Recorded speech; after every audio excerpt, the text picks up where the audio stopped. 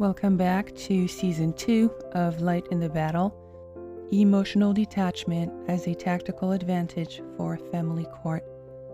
Light in the Battle is a podcast for autistic single mothers healing from narcissistic abuse, and it is a podcast where we get clearer, calmer, and spiritually and legally harder to mess with.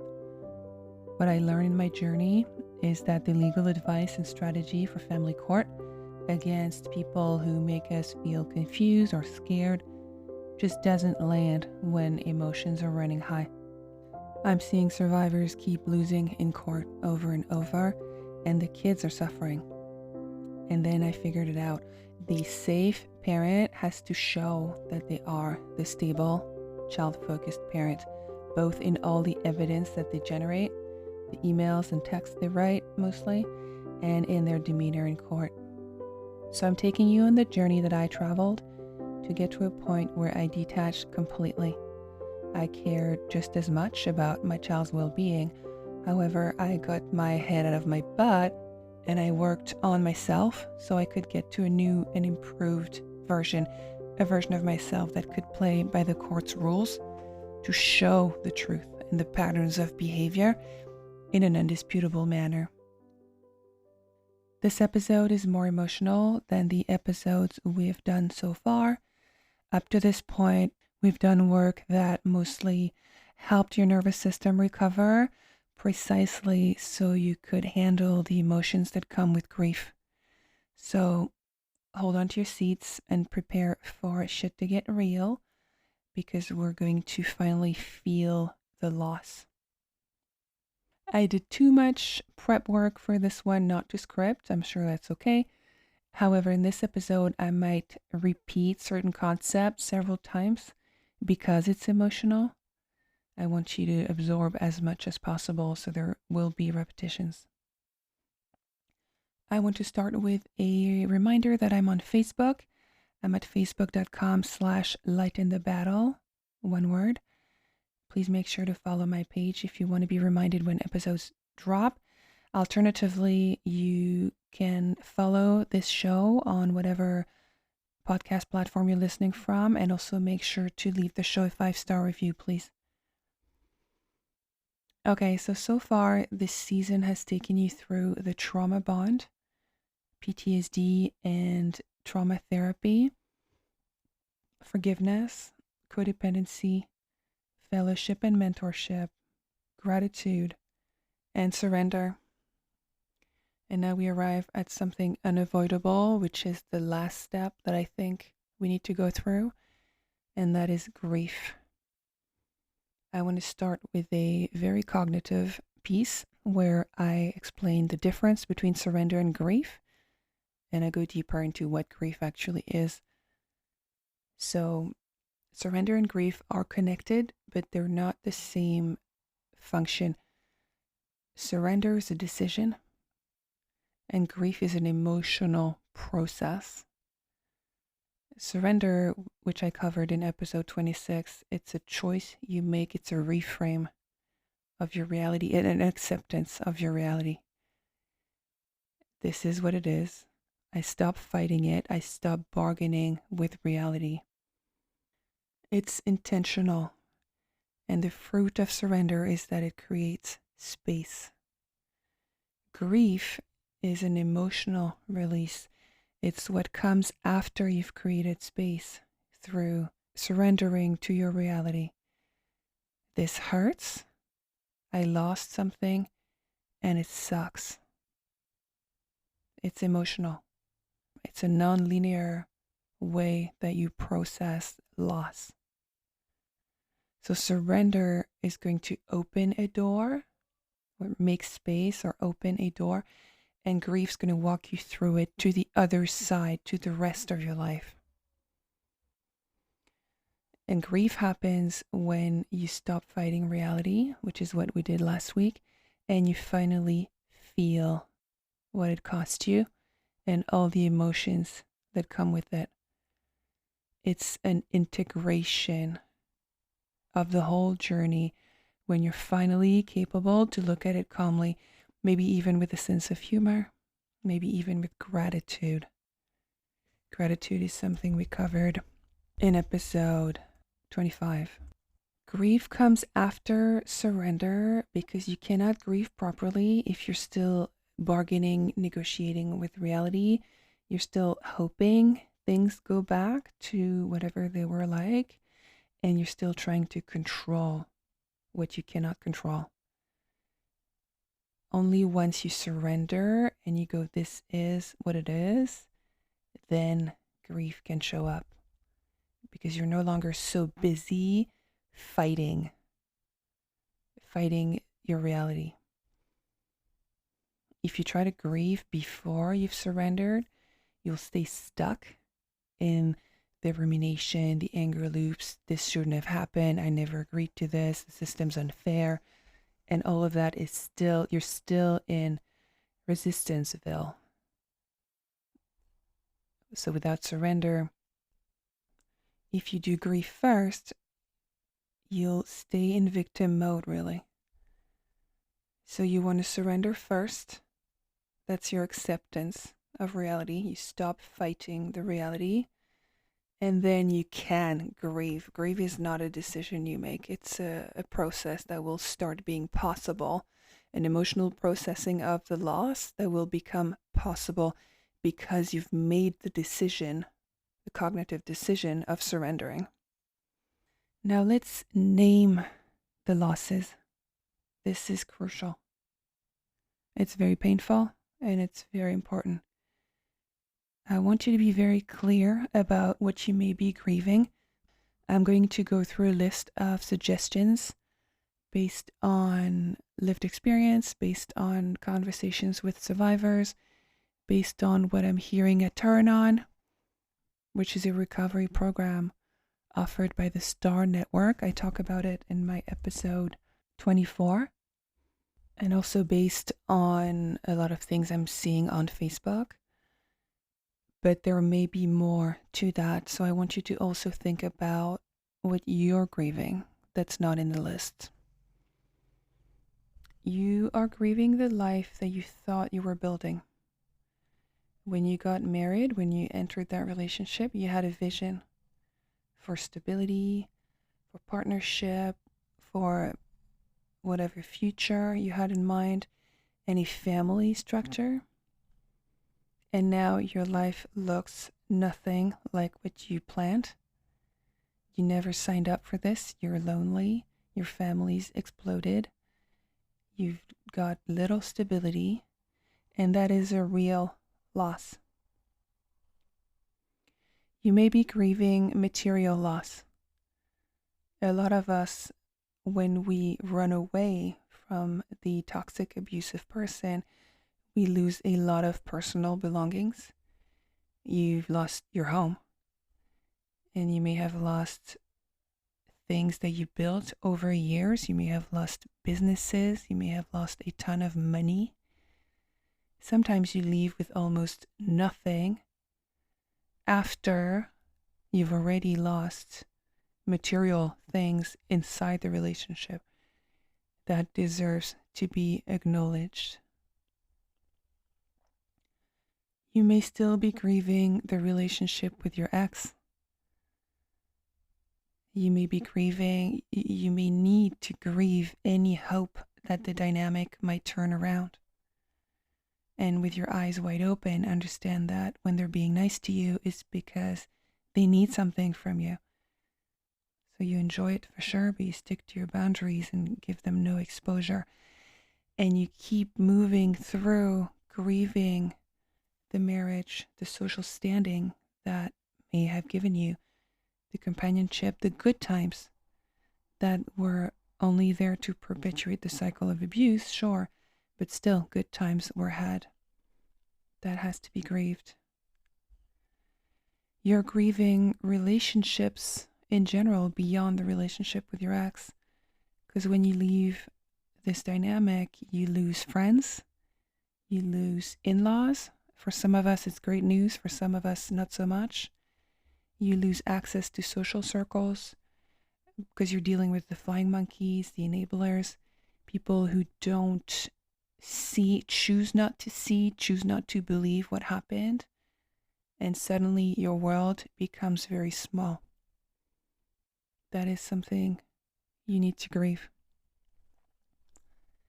You may be grieving your relationship with your children. You may be dealing with alienation, with physical distance. If your kids are in a different city or a different country, there may be not all the way to alienation, but any form of negative influence from the other parent.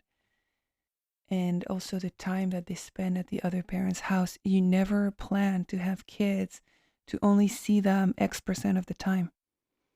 And so even if that's temporary, and even if it may be in your future that you turn your legal case around, it cuts deeply. And there's no way around that.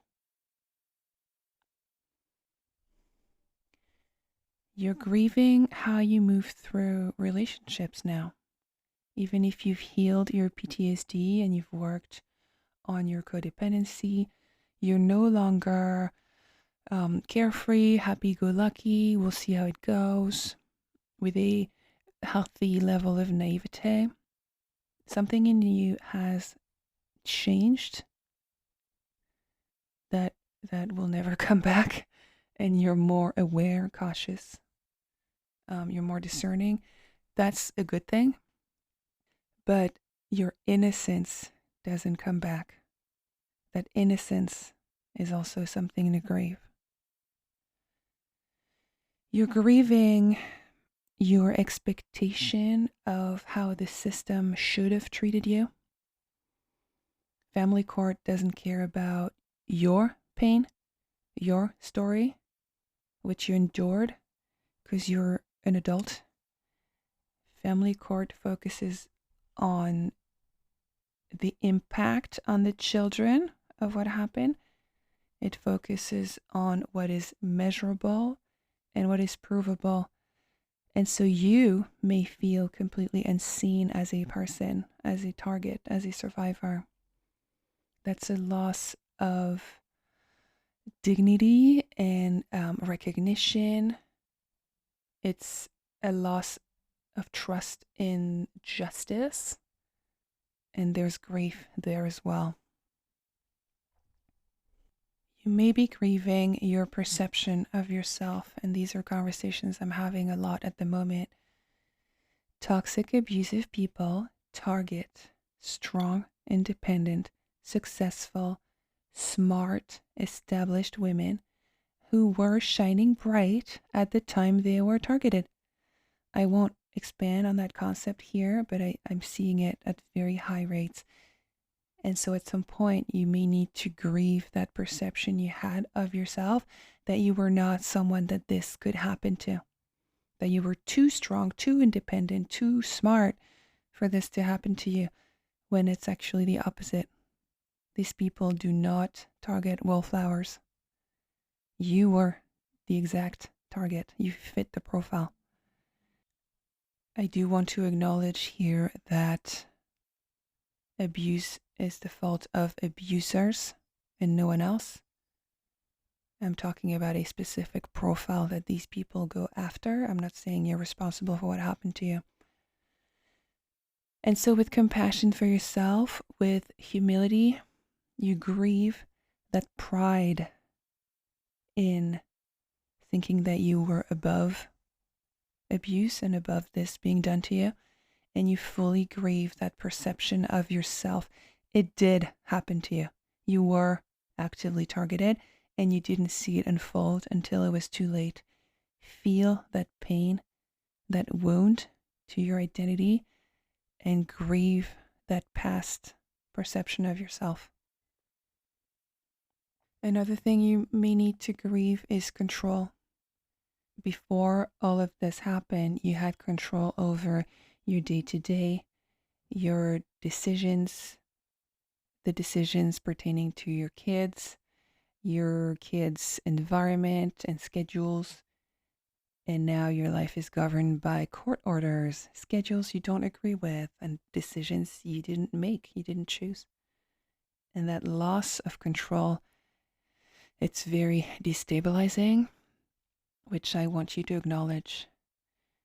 And you see why this needs to come after you surrender. There is a deep loss of control in what you're going through. You surrender to it, you let that go, and you grieve it. You let that grief show up. So that's the list of areas of your life that you may need to grieve or where grief will hit. And you may be aware of other areas in your life that I didn't think about. So let's talk about taking stock. At some point in the process, after narcissistic abuse and wanting to become more grounded and calmer and more focused, we have to be able to say, this is everything I lost. I would make a full list, a full inventory of all the things you lost. You dive deep into it, you acknowledge it, and you feel all the feelings that go with it. And from there, you don't want to dwell there, but rather consciously, fully recognize the cost so that you can then move on. Because if you don't fully acknowledge everything that you lost, everything that you're grieving, it will leak into resentment, reactivity, and it will keep you tied to the past. And these are 3 things that you're wanting to step out of so that you can act properly before, in preparation for, and in family court. We can no longer be in resentment, reactivity, and in the past. And grief is the final step to get us away from those mindsets, those feelings. Now, in grief, I talked about making a list of a full inventory of the things you've lost. We're not going to want to stay stuck there. We're not going to want to repeat the stories in our mind forever. And we're definitely not going to identify as broken. You're going to feel the loss, see it for what it is, so you can move through it.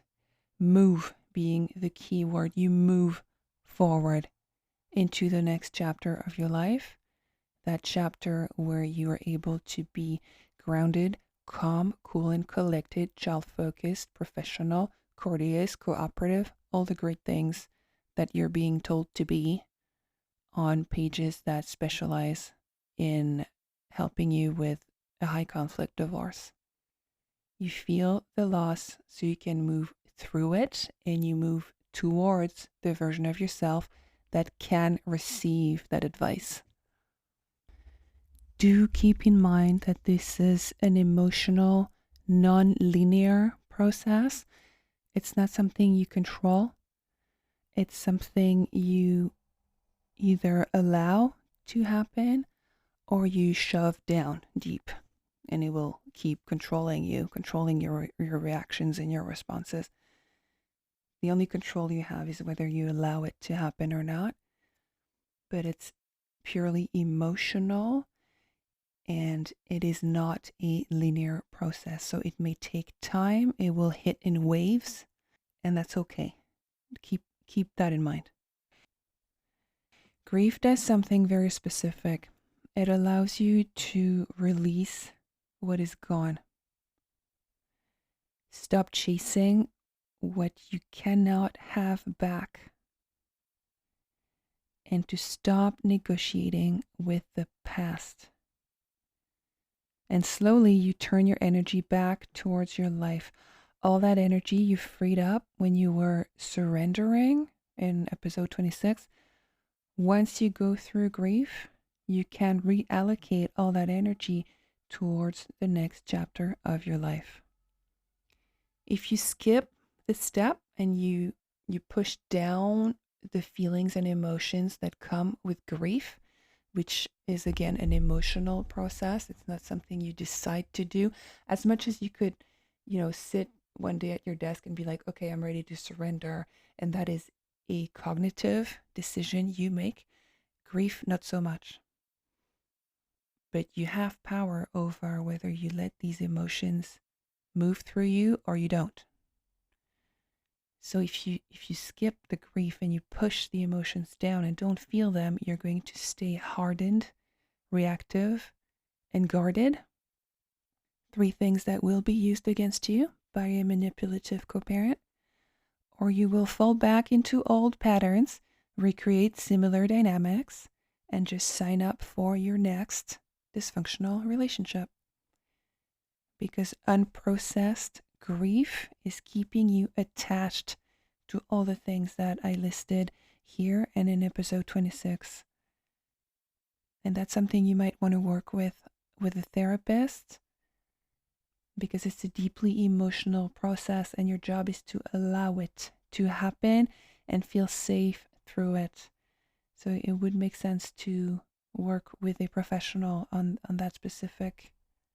I mean, every step of the journey really should be supervised by a therapist, but this is so emotional that let's just say it also would be good for this step to be working hand in hand with a mental health professional. Before I talk about the fruits of grief, I do want to remind you that I'm on Facebook. If you want to follow my page at facebook.com/lightinthebattle, so you can see tidbits of information that I drop every now and then and maybe chat with other fellow survivors. And a reminder to also please leave this show a 5-star review so that this content is pushed by the algorithm towards other women who may need to hear it. Thank you so much. Now, what happens when we allow grief? We allow these emotions that are pretty scary, pretty intense, can be quite overwhelming at some point. We allow them to move through us. We soften. Our feminine energy might start to resurface. We become more grounded, and we become more in tune with what is real. So you become free from what was lost, and you become attuned to what is real. That is also key in shifting all the mindset shifts that you will be needing to go through, so you can hear what your divorce coach or your lawyer is trying to get you to do and get you to be.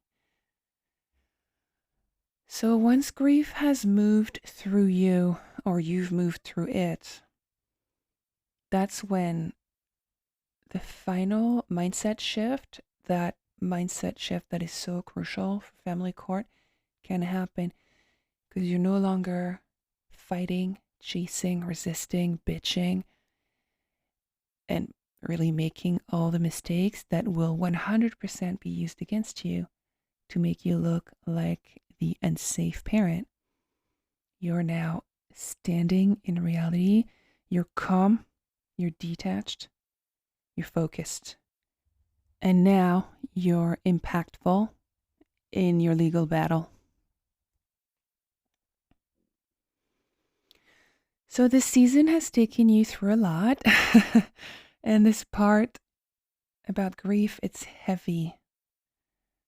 It's probably the heaviest because it's the most emotional part of the process. That's why I put it last, and I think everything in season 2 was leading to this point, because it's what allows you to close the chapter properly of all the nonsense and all the anger and the fighting and you don't carry all of that into everything that comes next, where you will be better able to protect your kids. Take your time with this, the grieving part. There's no rush.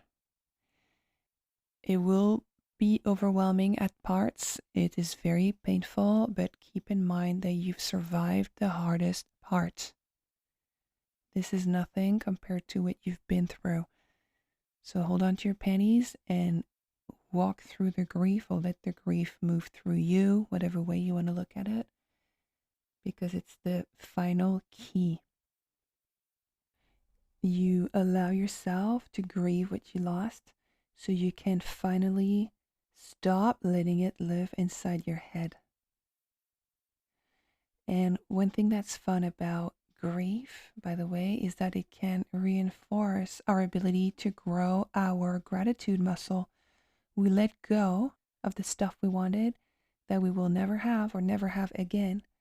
And we proactively reorganize our lives the way they are, with now more mental space to freaking love it just the way it is. Okay? So this closes my episode about grief. It pretty much closes my season. I will be doing a season finale next week with a recap of everything we've done and how that ties into why this journey makes you more competent in protecting your kids and better able to learn the rules of the game and better able to play by the rules of FamilyCourt to get what you desire. Thank you for spending this time with me today. Regardless of where you're at in the journey, if you need to hear this, then remember to take this life one day at a time. Your only job today is to stay standing until this evening, and you'll do that again tomorrow. We'll see you next week.